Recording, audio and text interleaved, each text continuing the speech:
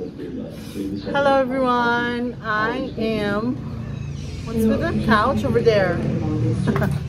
I'm gonna start eating my bowl, but let me stop I am watching news at the same time, and we're gonna listen to the news.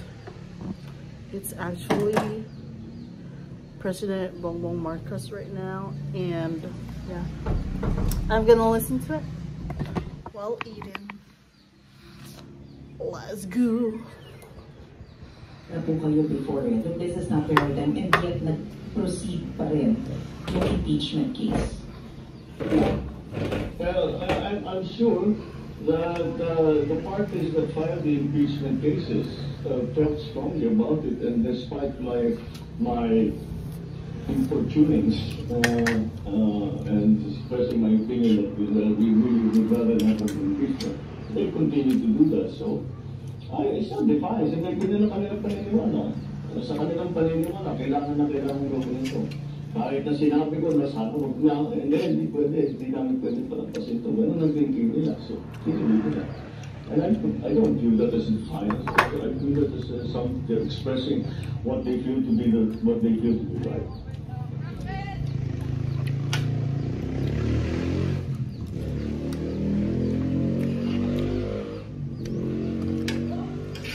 ANC News. I'm brother one's love.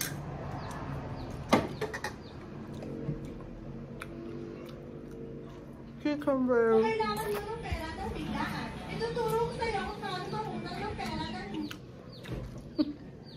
Ads.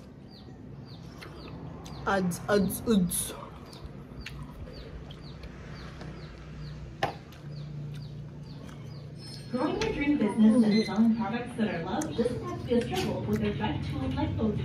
Integration of former chief presidential legal counsel Salvador Panelo describes Vice President Sara Duterte's impeachment as a process railroaded by the House of Representatives, but expresses confidence she will be able to face the Senate trial with her head held high. Panelo, a staunch ally of Duterte, says the Vice President's lawyers, whom he did not name, are ready for an impeachment trial. In a message to the Inquirer, Panelo says Duterte will face her impeachment smilingly, courageously, and competently. In a separate statement on Wednesday, February 5, Panelo says he believes the purpose behind the impeachment is supposedly besmirch Duterte's reputation, with the ultimate goal of disqualifying her from the 2028 presidential elections. He also criticizes the House members for not heeding the supposed overwhelming voice of the people opposing the Vice President's impeachment. He says the lawmakers' decision also contradicted the stated position of President Bongbong Marcos against pursuing what Panelo describes as a divisive and non-productive political endeavor that does not benefit a single Filipino. For Panelo, the move to impeach the Vice President will only galvanize the support of the Filipino people for her.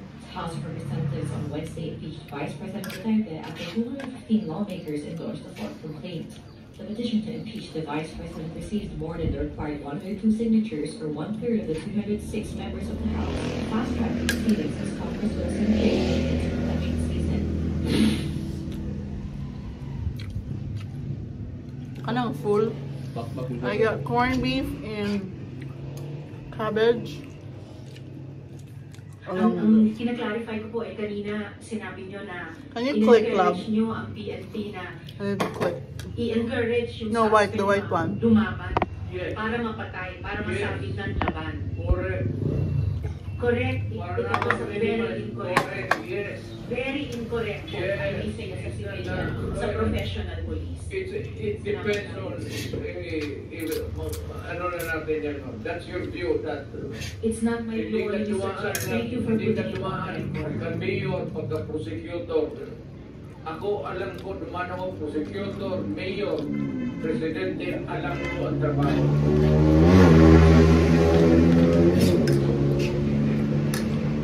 Tutudasin kita. Yun ang lalo ng pulis. Pag itong mga pulis. Pagka pumasok yung pulis ito, hindi masabi itong pulis. Kuminto ka. Kung kanan ko yung pulis, sabihin mo, mga pulis, pumatao na harapin ka. Ito total lang po. Let us be, lakas na natin yung pati yung lungguay. Pero Mr. Chair, forgive me for Okay, interrupting. patapusin mo muna ako. Sorry sir, Mr. Chair, baka maaaring ang resource person tumigil magmura kasi bahay natin itong Senado eh. Salamat tayo. Thank you. Hindi tayo Mr. President, Senator Bato. Senator, may I... Yes, sir. Mr. Chair. Lahat itong sa right side ko, dumaan ito ng Chief of Police Director. Puro commander ng death squad yan. I thought there was no existence. Trabaho ng police yan. Literally, hindi mo sabihin ng death squad. Yung isang senador, yan ang nakuko niya, si Senador de la Rosa. Death squad rin yan. Because they were police directors handling the controlling crimes in the city. So pag sinabi mong death squad, it's a very loose term na ginagamit mo lang parang ganun incident. Nandiyan sila, ito, danaw, yan o. Ano, nagdadasal, kasi sa perahan na niya siguro. Magkano ba, ilan bang pinatay mo? Dumaan yan. Eh, ito, De La Rosa. Tanungin ko sila. My name is Eds. I am 41 years old. I'm a mother of 3. I am an ESL teacher. A business of... Sila ngayon. Tanungin ninyo. Openly, lahat yan dumaan pagka-police chief. Parehas dito buwa. Tanungin ninyo. Tanong. Kung may utos ba ako na patayin ninyo yung tao na nakatali yung paa, pati kamay, sa likod, or assassinate them.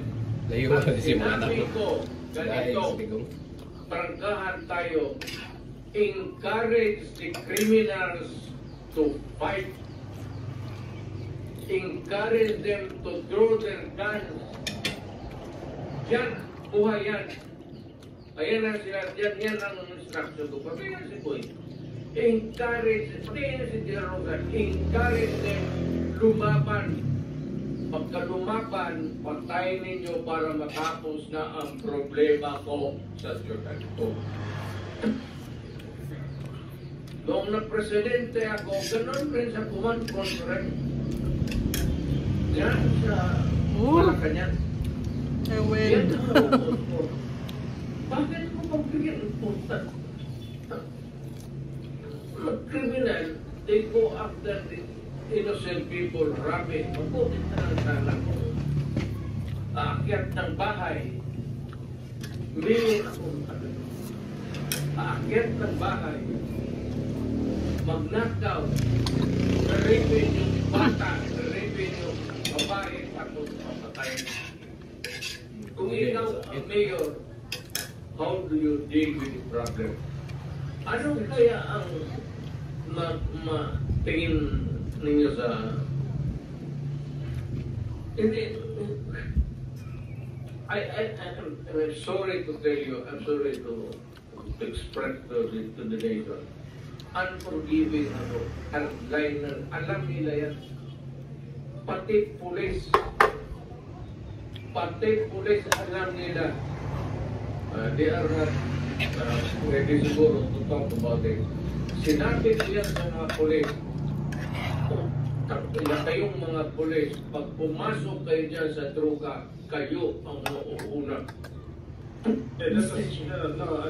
No need to strike it out if that is the real way that the mayor then phrased his sentence. Yes, Mr. Chair.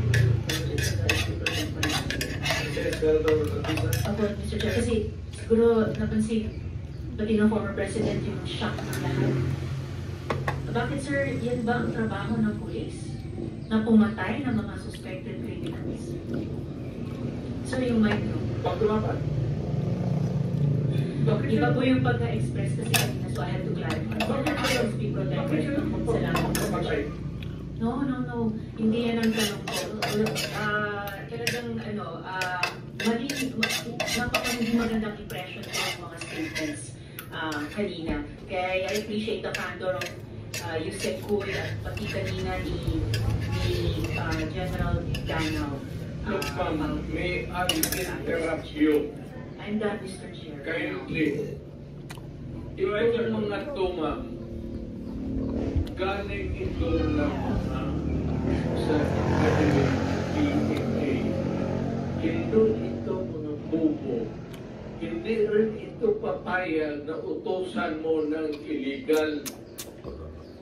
Doon na sa academy nila, sa PMA, they are under to yung ano talaga yung batas.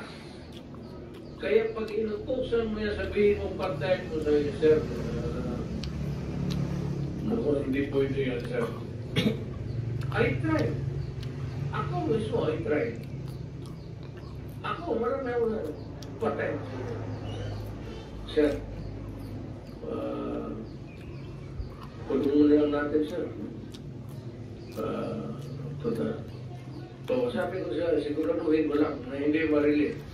Kasi gagawa ng kalumpuhan yan ulit and they will mag-hold up na naman yan.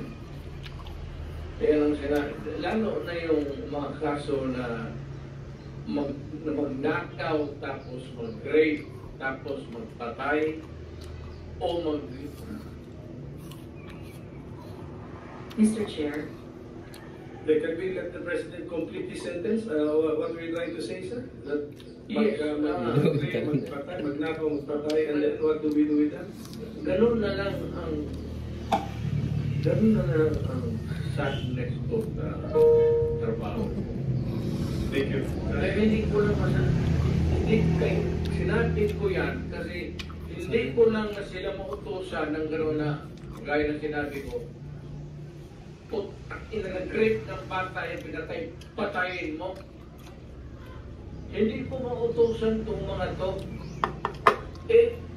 Sabi ko, karamihan na hirap pinay hindi maluwa tayo ng gano'n. Sabi mo sir, maghirap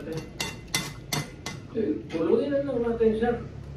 Walang dumaan yan sa there was never a time na sinabi ko, patayin ninyo yan. Minsan yung harap-harapan sa crime scene, nakita ko yung bata. Tsaka ito, may bagong exclusive offer si Wanan. Pwedeng kumilaw ng hanggang 25,000 pesos. Crime scene, nakita ko yung bata, 3 years old, rape patay, tapos nandoon yung jury. Kung sinabi mo, patay mo na. Out of outrage. In the moment of outrage yun,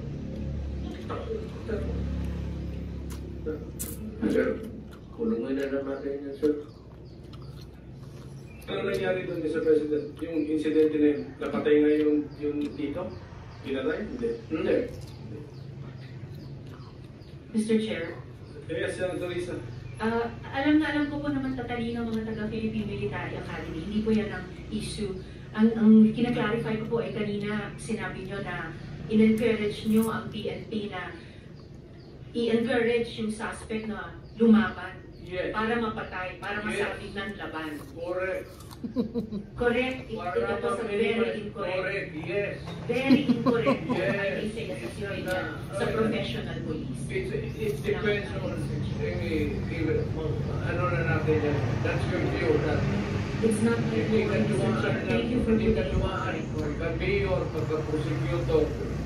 Ako, alam ko, dumaan ako, prosecutor, mayor, presidente, alam ko ang trabaho ko. Yes, salamat Totoo tayo. yan. Judge ba? Hindi ka nagdala ng Yung tag-prosecut ka kung ano, kung security. Ibalik ko niya. To solve the problem of the community. Thank you, Mr. President. Thank you for putting it on Hindi record. tayo magkaintindihan yan. Senator Estrada has the floor. Thank you, Mr. Chair. At kung pabalikin ako, sir, gagawain ko uli yan. Blato. Your Honor. Silence, please. Also, si Galilee and those who will do that again, exclude them from the hearing on. Galilee, please do not encourage me. Huwag natin kalimutan, may bombshell na inamin ang dating presidente kanina. Sinimulan niyang i-implicate, ilaglag yung mga ilan sa mga dating PNP officials natin na involved daw sa Davao Death Squad. Pero sila mismo, sinabi nila na may death squad sila. Siya. Bagamat hindi daw police, may death squad siya. Yun yung iniimbestigahan natin dito, Mr. Chair. Yung war on drugs, yung extrajudicial killings na nangyari ng war on drugs, sinimulang modelo sa Davao noon, tapos iniimbestiga natin kung yun ang ginamit na template o modelo para i-scale up nationwide.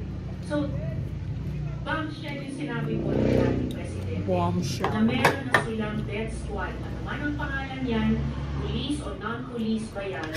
Kasi it looks like what we are investigating now, yung ginamit na instrumento para sa war on drugs na nabunga ng napakaraming extrajudicial killings. You are correct, ma'am. Thank you, Mr. Chair. Tama na talaga. So, ganito na lang. Huwag naman yan, police. Kawawa lang wala. Sa dapat experience na ko, ako. Imbestigahan niya ako. Set a date for an investigation para sa akin. Ako ang imbestigahan ninyo. But kung hindi ng report sa Davao yung namatay, at sabihin ko sa inyo kung wala akong taguhin. Alam mo, nag-warning ako, huwag kayong gumawa dito. Kasi gusto ko ang Davao. Ang Davao was a very kawawa nun. Alam ninyo, sir, panahon ng NPA, hindi pa ako mayor, dito mo ang Davao. Left and right ng hold up, walang makalabas sa bahay. Pati mga polis, ako. Kasi nandyan yung mga NPA, pinapatay sila. Kaya sinabi ko, nagagyak ako sa bukid, nung na-mayor ako, sabi ko, ayaw ko ng away sa inyo. Pero yung mga pamilya ninyo, nandyan sa syudad natin, yung mga top punso ng Communist Party, bilangin ninyo sila na taga-Davao. Sana ang pamilya nila. Kaya kaya umakyat ako sa bukid. Sinabi ko, stop. Huwag ninyong patayin ang mga pulis ko kasi putang ina yung pamilya ninyo. Iyayarin ko yan. Mr. Chair, if I may, dahil matagal na po yung sa NPA, kung maaaring mag-follow-up question ako sa dating presidente. Mr. Chair? Salamat tayo, Mr. Chair. Kanina, sinabi niyo there were 7 people dun sa inyong self-described death squad. Ano po yung mga pangalan nila? Describe your structure of organization na sinet up mo, yung death squad. Yung death squad ko? Ang death squad ko, ma'am, is of course, it is organized.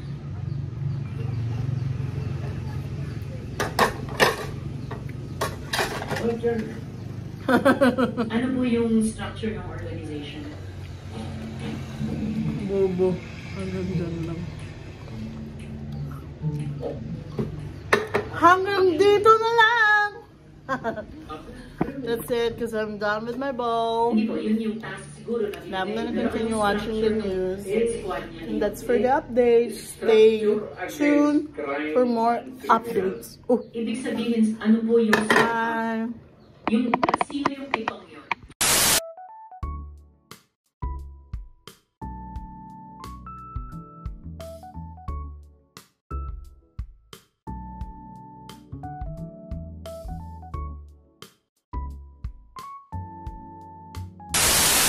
Life is good for God is good. Life is good for Life is good for. God is good.